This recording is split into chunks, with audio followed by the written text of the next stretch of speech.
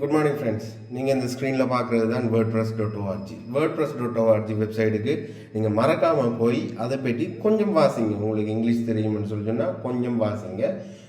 Language translation ஏதாச்சும் போட்டு கொஞ்சம் வாசித்து என்ன விஷயம்ன்றது வந்து இன்னும் கொஞ்சம் டீப்பாக வந்து நீங்கள் தெரிஞ்சு கொள்ளலாம். ஓகே, அதை விடுங்களேன், நான் சொல்லித்தரேன் தானே நீங்கள் இப்போ இந்த வீடியோ பார்க்க வந்து நீங்கள் ஓகே. வேர்ட்ப்ரெஸ்ன்னு சொல்லி சொன்னால் என்னென்னா, நீங்கள் வெப்சைட்டை வந்து கண்டென்ட் மேனேஜ்மெண்ட் சிஸ்டம் மூடாக வந்து ஒரு வெப்சைட்டை க்ரியேட் பண்ணுறது தான் வேர்ட்ப்ரெஸ். ஓகே, சிஎம்எஸ்ன்னு சொல்லுவாங்க. சிஎம்எஸில் வந்து கணக்க வெரைட்டிஸ் இருக்குது, கணக்க பிளாட்ஃபார்ம்ஸ் இருக்குது. ஆனால் வேர்ட்ப்ரெஸ் வந்து எனக்கு பிடிச்ச பிளாட்ஃபார்ம். வேர்ட்ப்ரெஸ் கிட்டத்தட்ட 2010 இருந்து வந்து நான் வேர்ட்ப்ரெஸ்ஸை யூஸ் பண்ணி கொண்டிருக்கிறேன். முதலாவது ஈஸி, ரெண்டாவது வந்து நல்ல ஈஸியாக கஸ்டமைஸ் பண்ணலாம். ஈஸின்றதை விட ஈஸியாக கஸ்டமைஸ் பண்ணலாம், அது ரெண்டாவது விஷயம்.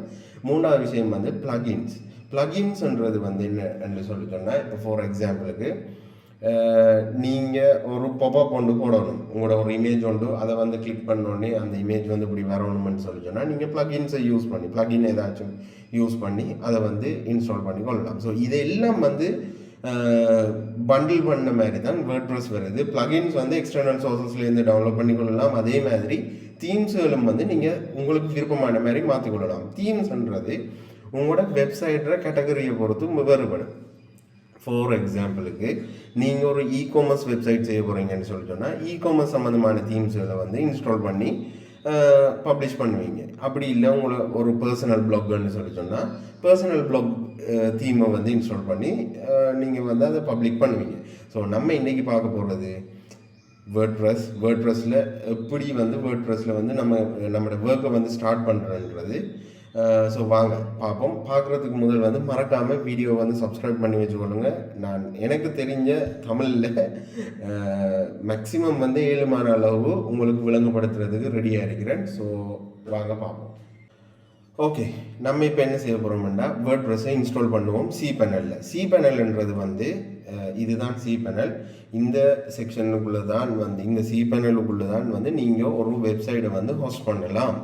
ஸோ இதை வந்து எப்படி ஹோஸ்ட் பண்ணுறன்றது வந்து நான் முதலாவது சொல்லி அதுக்கு பிறகு வந்து அப்படியே கண்டினியூ பண்ணி கொண்டு போவோம். நான் வந்து ஒரு டொமைனை வந்து செட் பண்ணி வச்சிருக்கிறேன் இந்த சி பேனலுக்கு, particular.xyzன்றது. ஸோ particular.xyzை வந்து நீங்கள் பார்த்தீங்கன்னு சொல்லி சொன்னால் இதுக்குள்ளே வந்து ஒரு டேட்டாவும் இல்லைன்றதை வந்து இந்த சி பேனல் வந்து காட்டுது. ஸோ நம்ம இதுக்குள்ளே வேர்ட்ப்ரெஸ் இன்ஸ்டால் பண்ண போகிறோம். அதுக்கு முதல் வந்து சி பேனலை பற்றி சின்ன நான் ஒரு விளக்கம் தரேன்.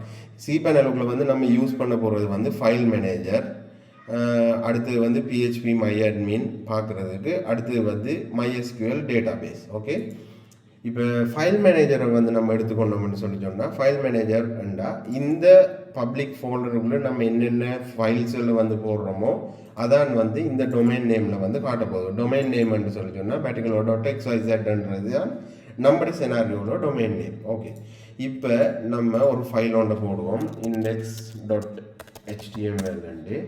இந்த ஃபைலை போட்டுட்டு இந்த ஃபைலை நம்ம ஆன்லைன் எடிட்டர்லேயே சி பேனலில் இருக்கிற இன்பில்ட் ஆன்லைன் எடிட்டர்லேயே வந்து எடிட் பண்ணுவோம். ஹலோ ஜெர்ஷன் ஃப்ரெண்ட்ஸ், ஜெர்ஷன்ஸ் ஃப்ரெண்ட்ஸ், சரியா? இப்போ சர்வ் பண்ணி போட்டோம். இந்த டொமைனுக்குள்ளே வந்து பார்த்தோம்னு சொல்லி சொன்னால் அந்த ஃபைல் வந்து இதில் ரீட் ஆகுதுன்னு சொல்லி அர்த்தம். இப்போ வந்து வெப்சைட்டில் நம்ம போட்ட ஃபைல் மேனேஜர், சி பேனலில் ஃபைல் மேனேஜரில் போட்ட ஃபைல் வந்து நம்மளோட டொமைன் நேமில் டிஸ்பிளே ஆகுதுன்றது வந்து இப்போ நம்மளுக்கு தெரிஞ்சுட்டு, இப்போ அடுத்தது என்ன செய்ய போகிறோம்னா அடுத்தது என்னென்னா ஓகே சி பேனலில் வந்து பிஹெச்பி மைஅட்மினை நீங்கள் பார்த்தீங்கன்னா இதுக்குள்ளே தான் வந்து உங்களோட டேட்டா ஃபைல்ஸுகள் டேட்டா பேஸ் வந்து வரப்போகுது. இதை வந்து எப்படி கன்ஃபிகர் பண்ணுறன்றதை இப்போ சொல்லித்தரேன். நம்ம எல்லாம் செய்கிறதுக்கு முதல் நம்ம செய்ய வேண்டிய வேலை வந்து டேட்டா பேஸ் ஒன்றை வந்து க்ரியேட் பண்ணி எடுக்கிறது. ஸோ அதை வந்து உங்களுக்கு செஞ்சு காட்டுறேன். இப்போ பாருங்கள். ஓகே, டேட்டா பேஸ் க்ரியேட் பண்ண போகிறோம். இப்போ இந்த வெப்சைட்டுக்குரிய டேட்டா பேஸ் வந்து நம்ம ப்ரொஃபைல் என்று சொல்லி வச்சுக்கொள்வோம், சரியா? இப்போ இந்த டேட்டாபேஸ் நேமை வந்து நம்ம மறக்காமல் ஒரு இடத்த வந்து சேவ் பண்ணி வச்சுக்கொள்ளணும். ஸோ நான் இப்போ என்ன செய்ய போகிறேன்னு சொல்லி சொன்னால் நான் என்ன கோட் எடிட்டரில் வந்து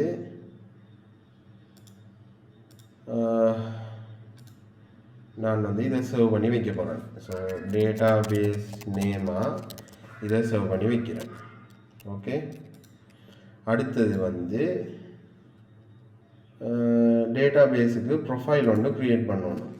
அதுக்கு வந்து பெட்டிகுலோ BATTICAL_user ரெண்டும் பாஸ்வேர்டு ஒன்றையும் வந்து நம்ம இந்த சி பேனலில் வந்து ஜென்ரேட் பண்ணி கொள்ளலாம். ஸோ இந்த பாஸ்வேர்டை ஜென்ரேட் பண்ணிவிட்டு இதை வந்து நம்ம இங்கே பேஸ் பண்ணுறோம். சரியா, இப்போ வந்து டேட்டா பேஸும் க்ரியேட் பண்ணியாச்சு, யூசர் நேமும் இருக்குது, பாஸ்வேர்டும் இருக்குது. இப்போ பாஸ்வேர்டை வந்து சேவ் பண்ணி வைப்போம். டேட்டா பேஸ் யூசர் பாஸ்வேர்ட் வந்து இது. அடுத்தது டேட்டா பேஸ் யூசர் நேம் வந்து இது. ஓகே, இது இவ்வளோதையும் வந்து நம்ம சேவ் பண்ணிட்டோம்னு வைங்க. இதுக்கு பிறகு வந்து இந்த யூசருக்குரிய அந்த டேட்டா பேஸுக்குரிய பெர்மிஷனை வந்து நம்ம கொடுக்கணும். ஸோ அதை வந்து நம்ம இங்கே செய்கிறோம். டேட்டா பேஸ் வந்து பர்டிகுலர் DBX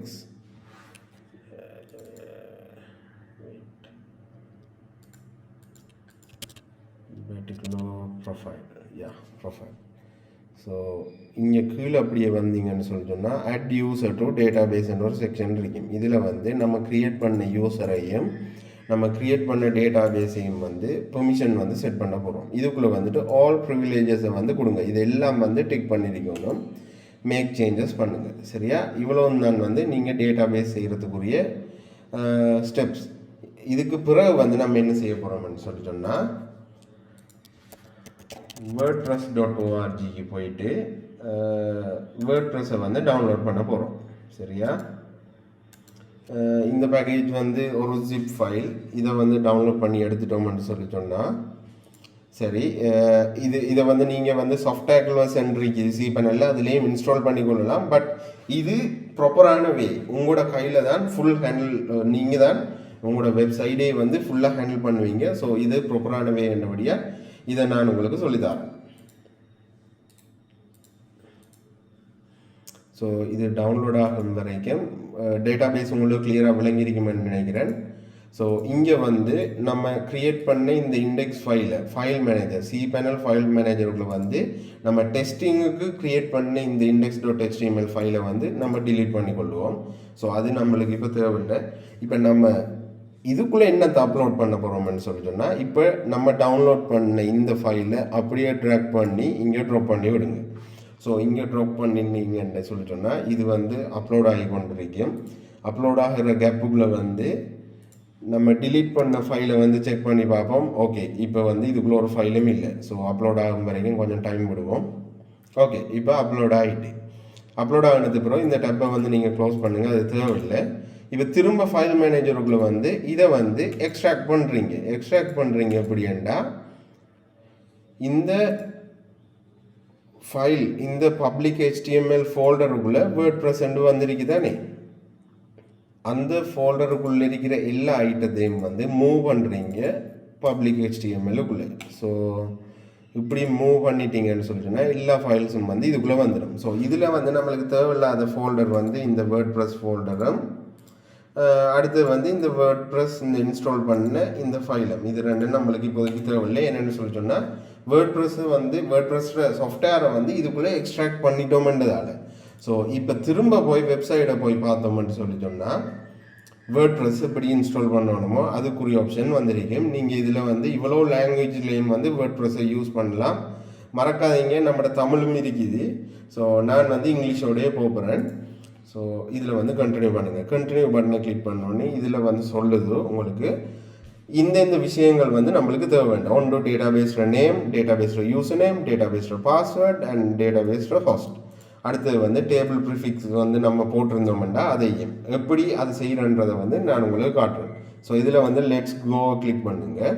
இதில் வந்து டேட்டாபேஸ் நேமை கேட்கும். டேட்டாபேஸ் நேம்ன்றக்குள்ள நம்ம க்ரியேட் பண்ணி சேவ் பண்ணி வச்சோம், அதை வந்து காப்பி பண்ணி இங்கே வந்து பேஸ்ட் பண்ணி கொள்ளுங்க.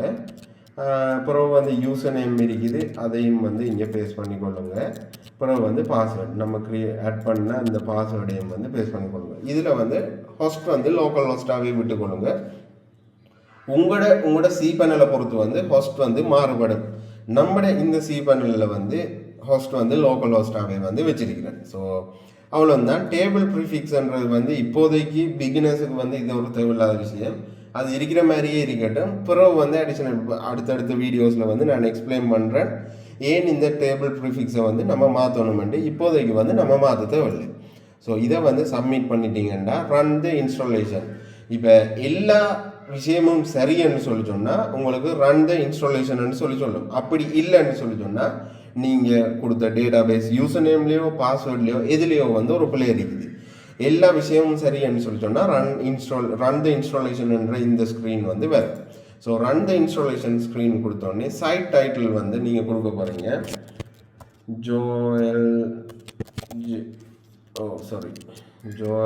ஜெருஷான் பிளாக். சரியா, பிளாக்னு அடிச்சுதான், சாரி. இதுக்கு வந்து யூசர் நேம் கொடுக்க போகிறீங்க அட்மின், பாஸ்வேர்டும் வந்து நம்ம கொடுத்து வைப்போம் அட்மின்ன்ற பாஸ்வேர்டு ஒரு நாளும் கொடுக்கக்கூடாது. பட் நம்மளுக்கு வந்து இந்த விஷயம் வந்து டக்குன்னு விளங்கணுமன்றதுக்காக நான் யூசர் நேமையும் பாஸ்வேர்டையும் வந்து அட்மின் கொடுக்குறேன். ஸோ இதில் வந்து சொல்லும் வீக் பாஸ்வேர்டு நீங்கள் யூஸ் பண்ணக்கூடாது, இருந்தாலும் வீக் பாஸ்வேர்டை யூஸ் பண்ணுறேன் என்று சொல்லி ஸோ இந்த உங்களோட மெயில் அட்ரஸையும் கொடுத்து விட்டீங்கன்னு சொல்லி சொன்னால் சரி. இதுக்கு அடுத்ததாக வந்து இது கேட்குறது வந்து சர்ச் என்ஜின் விசிபிலிட்டி. இதை வந்து நீங்கள் டிக் பண்ணீங்கன்னு சொல்லி சொன்னால் உங்களோட வெப்சைட் வந்து கூகுள் சர்ச்சில் வந்து காட்டாது. நீங்கள் டெஸ்ட் பண்ணுறீங்க இல்லாட்டி வந்து நீங்கள் ஏதாச்சும் வேர்ட்ப்ரெஸ்ஸை ட்ரை பண்ண போகிறீங்கன்னா இதை வந்து டிக் பண்ணி கொள்ளுங்க. அப்படி இல்லைன்னு சொல்லி சொன்னால் இதை அன்டிக் பண்ணியே வச்சுக்கொள்ளுங்க. உங்களோட கஸ்டமர்ஸுக்கு நீங்கள் வெப்சைட் சேர்றீங்கண்டா எல்லாம் ரெடி. இப்போ வேர்ட்ப்ரெஸ் இன்ஸ்டால் பண்ண போகிறோம். ஸோ கிளிக் பண்ணுவோம் இன்ஸ்டால் வேர்ட்ப்ரெஸ். ஸோ பார்த்தீங்கன்னா சக்ஸஸ் ஆகிட்டு ஸோ இன்ஸ்டாலேஷன் வந்து கம்ப்ளீட் ஆகிட்டு ஸோ இதில் வந்து லாகினை கிளிக் பண்ணிங்கன்னா உங்களோட யூசர் நேமையும் பாஸ்வேர்டையும் அடிக்க சொல்லும். நம்ம அடிச்சிடுவோம். என்ன அட்மின் அடித்தோம், அவ்வளோதான். அடிச்சுட்டு லாகின் பண்ணோம்னு சொல்லி சொன்னால் உங்களுக்கு அழகான வடிவான ஒரு டேஷ்போர்டு ஒன்று வரும். நான் லாஸ்ட் பாஸ் யூஸ் பண்ணுறேன்னா லாஸ்ட் பாஸை பற்றி நான் டிக்டாக்ல வந்து கதைச்சிருக்கிறேன். லாஸ்ட் பாஸ் என்ன செய்யும்னு சொல்லி சொன்னால் உங்களோட பாஸ்வேர்ட்ஸில் வந்து அதை சேவ் பண்ணி வச்சுக்கொள்ளும். நீங்கள் ப்ரோ பாஸ்வேர்டை மறந்தாலும் பரவாயில்ல, லாஸ்ட் பாஸில் பேக்கப் பாஸ்வேர்டு மட்டும் நீங்கள் சேவ் பண்ணி வச்சுக்கொண்டீங்கன்னா உங்களுக்கு சரி. ஸோ அதுக்கு தான் நான் லாஸ்ட் பாஸ் யூஸ் பண்ணுறேன். அந்த பாப்அப் தான் அதில் வந்து ஓகே. இப்போ நம்ம வேர்ட்ப்ரெஸ்ஸை இன்ஸ்டால் பண்ணிட்டோம். இப்போ என்ன செய்ய போகிறோம்னா இப்போ டேஷ்போர்டுக்குள்ளே இருக்கிறோம். லாகின் பண்ணதுக்கு பிறகு எங்கே இருக்கிறோமோ அங்கே இருக்கிறோம். இதில் போயிட்டு விசிட் சைட் இருக்குது. இதை கிளிக் பண்ணி பார்த்தோம்னு சொல்லி சொன்னால் ஒரு வடிவான மினிமலான ஒரு ப்ளாக் பேஜ் ஒன்று வந்திருக்கும். நீங்கள் என்ன பேர் கொடுத்தீங்களோ அந்த பேரில் வந்து ஒரு வேர்ட்ப்ரெஸ் வெப்சைட் வந்து உங்களுக்கு ரெடி ஆகிட்டு ஸோ இதில் பார்த்தீங்கன்னா மெனுவில் சாம்பிள் பேஜ்ன்னு இருக்குது. அதை கிளிக் பண்ணி உள்ளுக்குள்ளே போய் பார்த்தீங்கன்னு சொல்லி சொன்னால் ஒரு சும்மா ஃபேக்கான டம்மியான டெக்ஸ்ட்டுகள் கொஞ்சத்தை போட்டு வச்சுருக்கிறாங்க. ஸோ இதில் இருந்து ஹோம் பட்டனை வந்து நீங்கள் உங்களோட லோகோ என்ன பேர் வேர்ட்ப்ரெஸ் இன்ஸ்டாலேஷனில் கொடுத்தீங்களோ அதை கிளிக் பண்ணோன்னே ஹோம் பேஜுக்கு வந்துடும். ஸோ இந்த பேஜை வந்து இது வந்து இப்போ நம்ம லாகின் பண்ணியிருக்கிறபடியாக உங்களுக்கு இந்த டேப்ஸ் வந்து காட்டுது. லாகின் பண்ணலாட்டி உங்களுக்கு இப்படி காட்டும். பார்த்தீங்கன்னா இன்காக்னிட்டாவில் ஸோ லாகின் பண்ணாத விசிட்டர்ஸ் வந்து இப்படி பார்ப்பாங்க உங்களோட வெப்சைட்டு. ஸோ வேர்ட்ப்ரெஸ்ஸை வந்து இன்ஸ்டால் பண்ணியாச்சு. அடுத்தது என்ன பார்க்க போகிறோம்ன்றதை நீங்கள் அடுத்த வீடியோவில் பார்த்துக்கொள்ளுங்க. மறக்காமல் நான் கஷ்டப்பட்டு வந்து இந்த கண்டென்ட்டை வந்து போடுறேன் டைம் ஒதுக்கி. என்னை யூடியூப் சேனலை மறக்காமல் சப்ஸ்கிரைப் பண்ணுங்கள். இந்த வீடியோ பிடிச்சிருந்தா லைக் பண்ணுங்கள். எதுக்குன்னாலும் கமெண்ட் பண்ணுங்கள். நான் கட்டாயம் வந்து இந்த வீடியோவுக்கு வந்து ரிப்ளை பண்ணி ஆகுவேன்.